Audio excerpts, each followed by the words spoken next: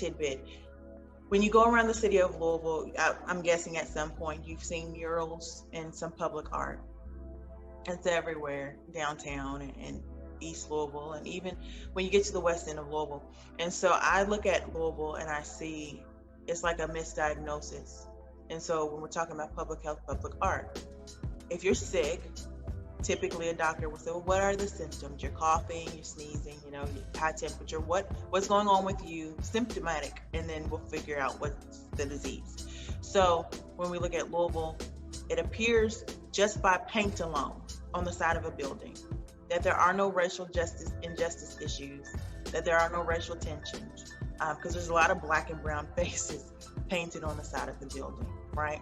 And so the narrative is often exploited, and it gives this misleading concept that there is a lot of diversity and inclusion in certain pockets of the city. There are curated murals, and it's very strategic, and the investment is there.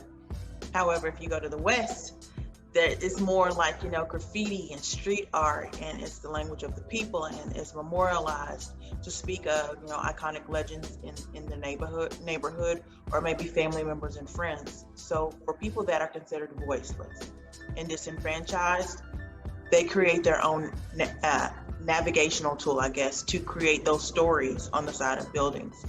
But when you get to the investment in the dollars, which that gets to the racial wealth gap, right? You get downtown Louisville and East, the artwork is funded. And it's often funded to people that are not considered a racially identified minority. But there's a lot of black and brown faces painted on the side of these buildings, which means that someone is telling a story for a group of people that they do not identify with. What are your thoughts on that? When you really, it's counterintuitive, because when you drive, you can appreciate art for art. Because when you're driving, most people, I would gather, they're not really thinking like, who's behind that paintbrush? What's really going on? How many dollars? You just see it for what it is. Some people take selfies, get out the car real quick, and it's one of those cool, trendy, urban environment. Just want to, be engaged with the art to a point. But all disciplines have accountability, art included. Have you noticed a lot of black and brown faces painted in Louisville?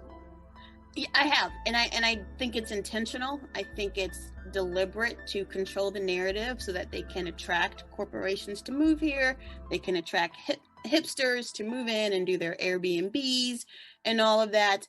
And I think when you talk about investment, art is a public health intervention. If you invest in art, if you allow people, because me being a scientist, not knowing the art word, I had always viewed art as an extension of humanity, of your emotions, your limbic system. Like, this is where your brain is processing what it's like to be of the human species. The research is clear. If you invest in things like art, crime and violence go down. Instead, this city continues to choose to invest in policing and criminalization. They are choosing to continue to invest in the plantation.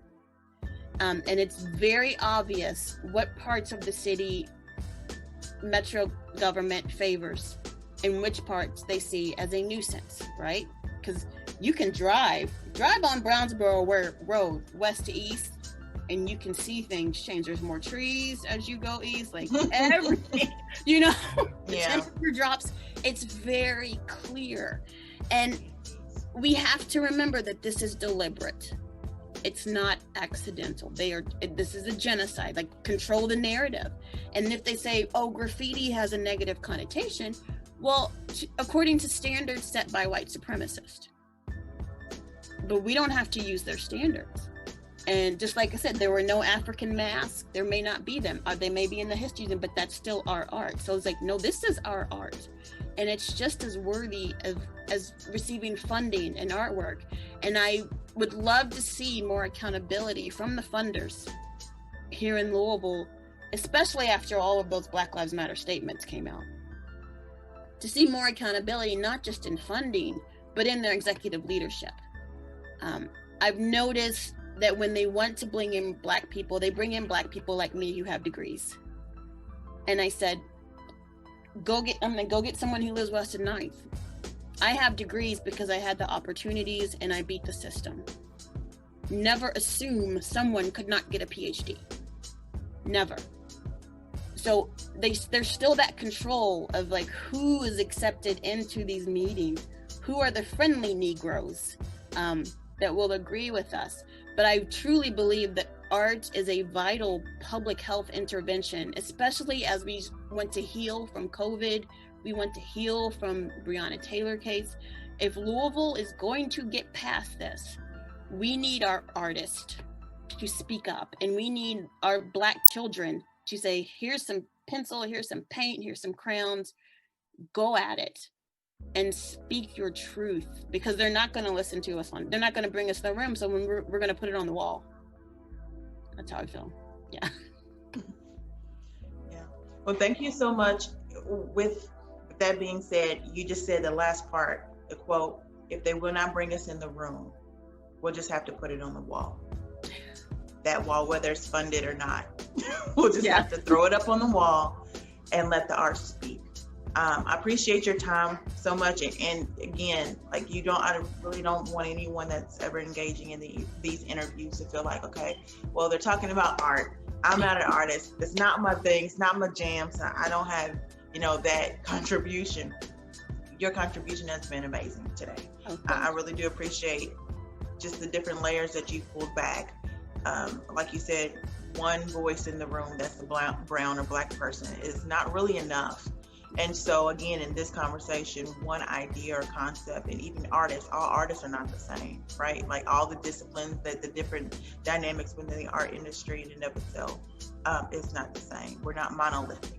And so I appreciate you bringing just another variance to the interview process for me and for City of Louisville at large, that does need to have conversations like these that transition into discourse.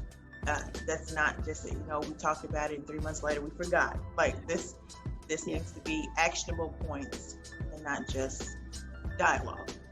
So thank you so much. And if there's anything that you would like to close with, maybe just a project that you would like people to support you with, or some type of upcoming event, even if it's virtual, would you like to touch base at all? Thank you for having me. I was nervous because again, I don't speak art, but my new project is Data for Justice.